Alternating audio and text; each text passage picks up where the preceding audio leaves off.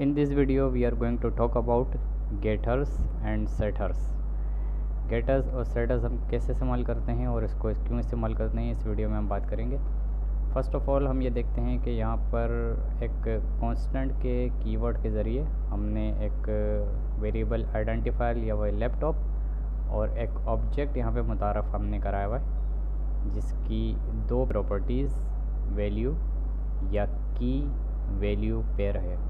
इस पूरे को प्रॉपर्टीज़ भी कहते हैं, और ये लेफ़्ट हैंड साइड पे जो कॉलन के लेफ़्ट हैंड साइड पर है इसको की भी बोलते हैं, इसको वैल्यू भी बोलते हैं। और ये ऑब्जेक्ट है, ये हमें पता चलता है इन करली ब्रेसेस से। सो जब कभी भी ये ऑब्जेक्ट मुतारफ़ कराने के बाद जब मुझे इसकी वैल्यू को console.log में लाके इसको कॉल करना पड़ता है, तो उसका तरीक़ाकार ये होता है कि हम आम तौर पे इसको लिखते हैं इस तरीके से console.log और लैपटॉप डॉट प्रोसेसर, ये की है और ये डॉट नोटेशन है। जब लैपटॉप डॉट प्रोसेसर में कॉल करूँगा तो मेरे पास आ जाएगा इस की वैल्यू, और ये प्लस ये कॉन्केटेशन में यूज़ करूँगा और लैपटॉप डॉट रैम। जब इन दो कीज़ को मैं कॉल करूँगा तो इसकी वैल्यू यहाँ पे प्रिंट हो जाएगी और बीच में एक स्पेस आ जाएगा। ये इसका नॉर्मल सा तरीक़ेकार है। एक दूसरा तरीका जो एग्जैक्टली हम इस्तेमाल कर सकते हैं वो ये है कि हम टेम्पलेट लिटरल्स को यूज़ कर लें, तो इसमें थोड़ी सी आसानी हमें हो जाती है। इसको हम करते हैं कमेंट। ये दूसरी एग्जांपल आप नीचे देख रहे हैं। टेम्पलेट लिटरल में होता ये है कि आप दो बैकटिक्स यूज़ करते हैं, एक बैकटिक ये रहा, दूसरा बैकटिक ये रहा, और आप यूज़ करते हैं डॉट नोटेशन अगेन, लेकिन इस करली ब्रेसेस में, और शुरू में आप लगाते हैं डॉलर। सो डॉलर करली ब्रेसेस की dot notation object dot notation की, और इसको हम इस्तेमाल करेंगे और इसका जो कुछ भी रिज़ल्ट होगा वो एग्जैक्टली सेम होगा जैसा कि आपने यहाँ पर देखा।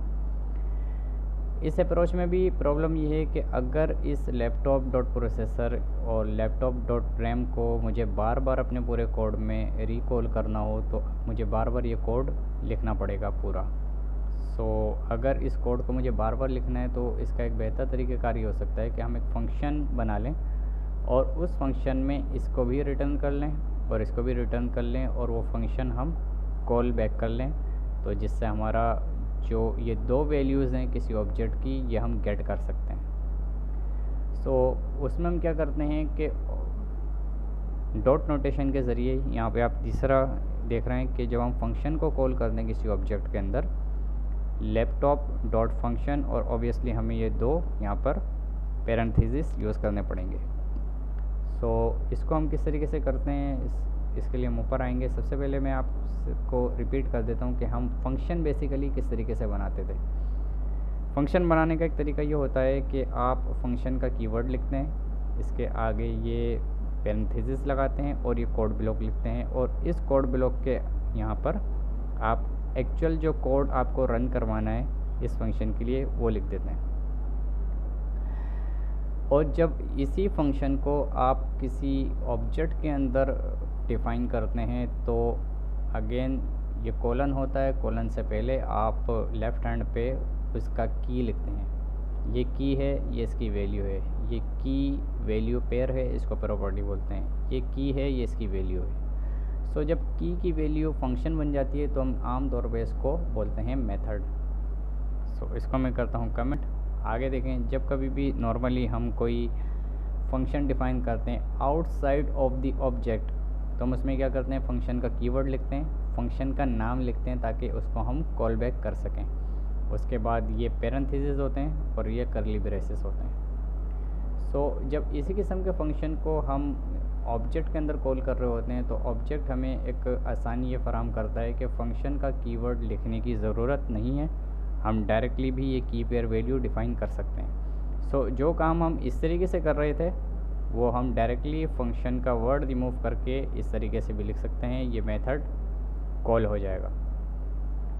और जब हम इसमें कर्ली ब्रेसेस के अंदर कोई वैल्यू या कोड ब्लॉक लिखने की कोशिश करते हैं तो ये एक आप यहाँ पे देख सकते हैं कि अगेन इसी को हमने रिपीट किया हुआ है।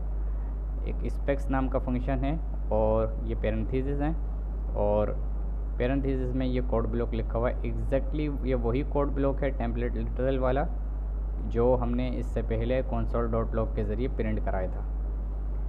इससे पहले हम रिटर्न्स लिखते हैं, क्योंकि जब कभी भी आप फंक्शन लिखते हैं तो उस फंक्शन का कोई ना कोई रिटर्न होना चाहिए, क्योंकि जब कभी भी मैं इसको कॉल करूँगा तो फंक्शन हमें कुछ ना कुछ रिटर्न करेगा।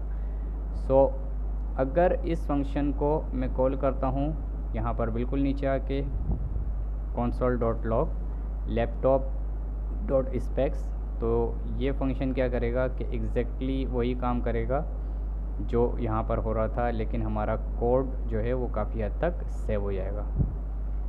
इस अप्रोच के अंदर जो एक प्रॉब्लम है वो ये कि हमें यहाँ पर 2 पैरेंथेसिस यूज़ करने पड़ रहे हैं, और दूसरी प्रॉब्लम ये है कि इससे हम सिर्फ प्रॉपर्टी को एक्सेस कर सकते हैं, प्रॉपर्टी को रीसेट नहीं कर सकते या रीस्टोर नहीं कर सकते। सो फॉर एग्ज़ाम्पल आप यहाँ पे देखें, अगर मैं लिखता हूँ laptop.specs, जो एक्चुअल वो फंक्शन है जो भी हमने थोड़ी देर पहले देखा, और इसमें एक नई वैल्यू में डिफ़ाइन करता हूँ, तो ये जाकर इस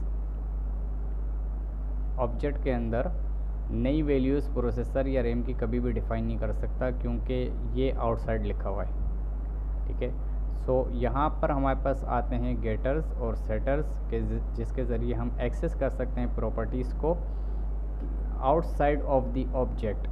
सेटर्स के ज़रिए हम outside of the object properties को सेट कर सकते हैं, और गेटर्स के ज़रिए हम एक्सेस कर सकते हैं। सो इसमें क्या होता है कि जैसे कि आप ये देख रहे हैं स्पेक्स, और इसके बाद हमने लगाए हुए हैं ये पूरा फंक्शन हमने डिफ़ाइन किया हुआ है। सो इस स्पेक्स से पहले आप क्या करते हैं कि गेट लिख देते हैं सिंपली, जैसा कि आप यहाँ पे देख रहे हैं।